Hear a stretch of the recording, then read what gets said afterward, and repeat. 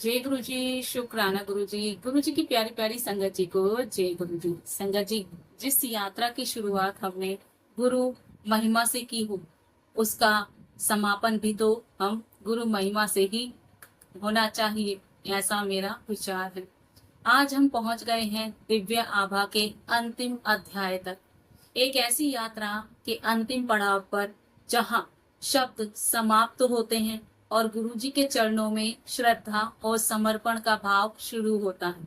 तो आइए संगत जी, आज इस अंतिम अध्याय को केवल पढ़ते नहीं, महसूस करते हैं और जानते हैं कि गुरु वंदना का असली अर्थ क्या है, हमारे गुरु का हमारे जीवन में क्या महत्व है और हमारे लिए हमारे गुरु कितने जरूरी हैं। तो चलिए संगत जी, शुरुआत करते हैं। ओम नमः शिवाय, शिव जी सदा सहाय।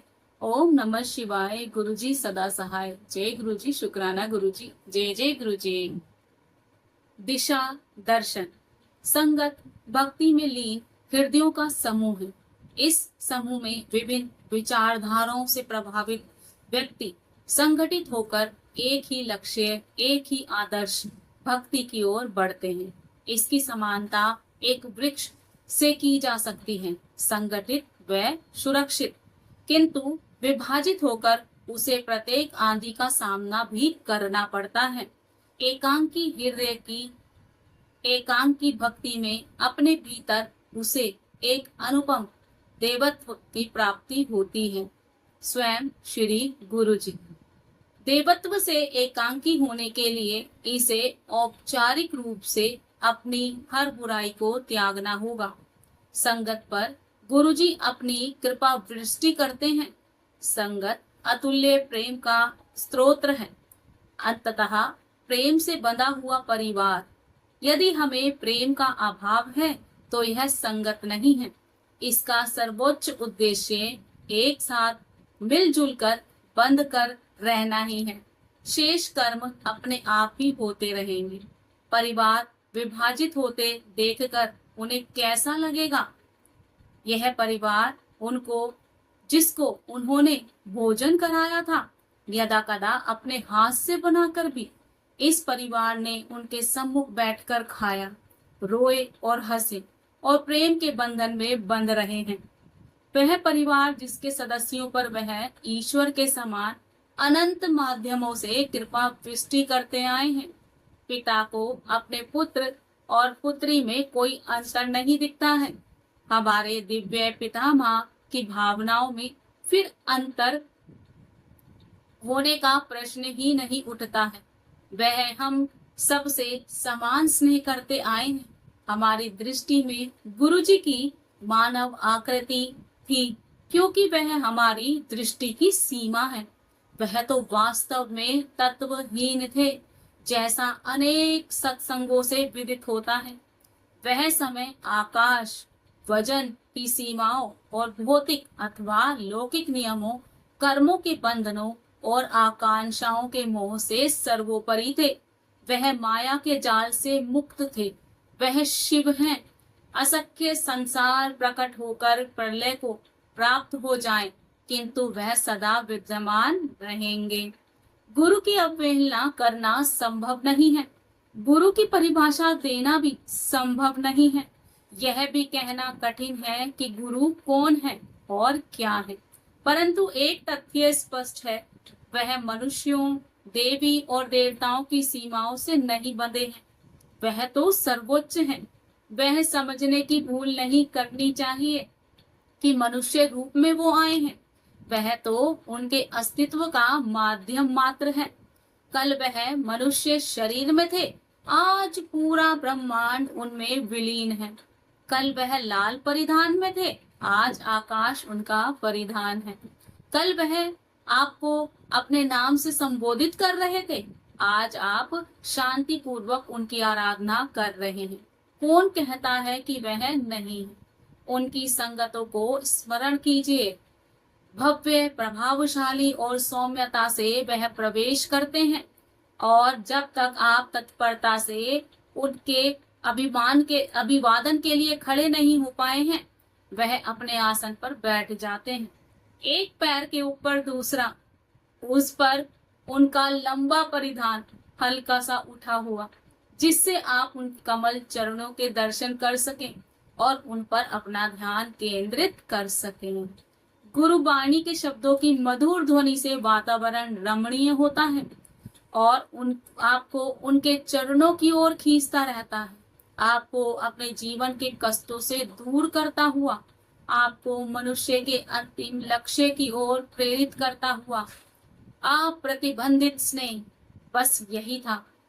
उनके ओज से भरी हुई चाय आती थी, फिर कभी कभार शब्दों के बजते हुए या उसके पश्चात कोई अपने सत्संग सुनाता था। वह इतना प्रासंगिक लगता था जैसे वह आपके ही व्यावसायिक, निजी अथवा रोगों और अन्य कष्टों की आप बीती का वर्णन कर रहा हो। उसको सुनते हुए ही आपको अपने कष्टों से मुक्त होने का आभास होने लगता था। यह हर क्षण का चमत्कार था। हमारे हृदय में उग रहे आस्था के वृक्ष को, उनके ओज को स्वीकार करने योग्य पनपना होता था। इसलिए निरंतर चाय प्रसाद और लंगर ग्रहण करना पड़ता था। वह हमारी आत्मा को अपने स्नेह और ओज से भरते रहते थे, ताकि वह हम सबको प्रेम और आस्था से परिपूर्ण समर्थ बना सके। वह निरंतर हमें इस संसार के सबसे बुरे अंग, स्वयं इस संसार से निकलने का उपचार देते रहते थे।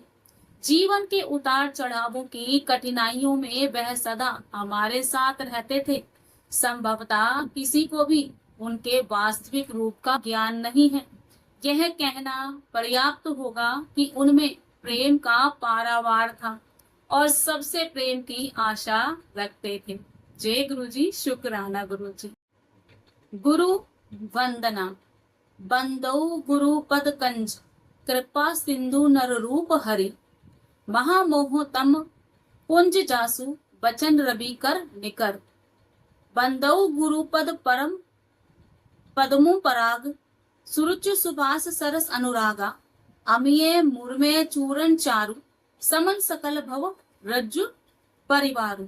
सुकृति शंभु तन विमल, विभूति मंजुल मंगल मोद प्रसूति, जनमन मुंज मुकुर मन हरणी, किए तिलक गुण गर बर बस करनी।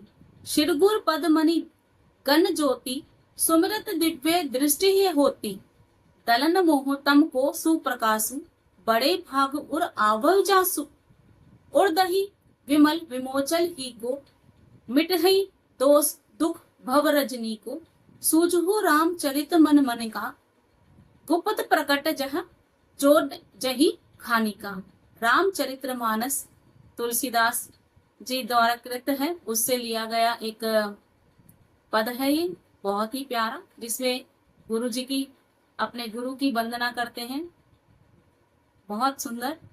मैं उन गुरु महाराज के कमल चरणों की वंदना करता हूँ जो कृपा के समुद्र और नर रूप में श्री हरि ही हैं और जिनके वचन महामोह रूप के घने अंधकार का नाश करने के लिए सूर्य किरणों का समूह है।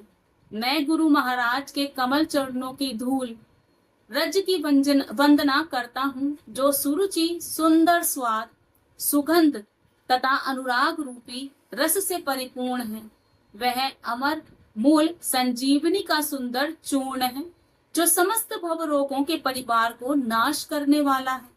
वह रज सुकृति पुण्यवान रूपी शिव के शरीर पर सुशोभित निर्मल विभूति है और सुंदर कल्याण और आनंद की जननी है। भक्त के मन रूपी सुंदर दर्पण के मैल को दूर करने वाली और तिलक करने से गुणों के समूह को वश में करने वाली है।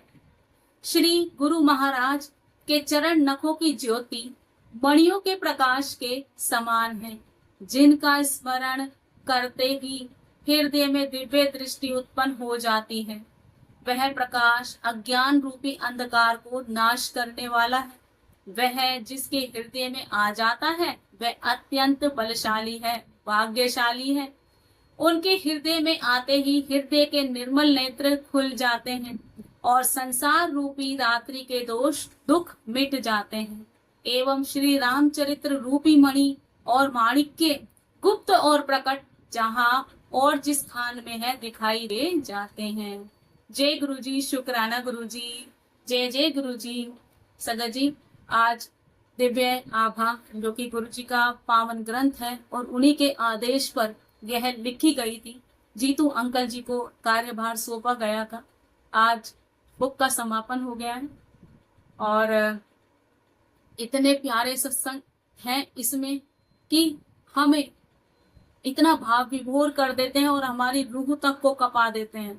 कैसे संगत के साथ एक एक करके सब कुछ कार्य किए गए और कैसे गुरुजी ने सब संगत को अपने आश्रय में लिया। सबके साथ उन्होंने कल्याण किया और आज भी वैसा ही करते आ रहे हैं।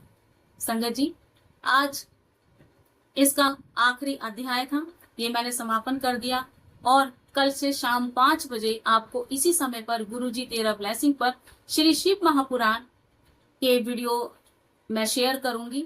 जैसे सुबह आप 10:30 बजे श्री शिव महापुराण सुन रहे हैं, वैसे ही आप शाम को कल से श्री शिव महापुराण सुनेंगे।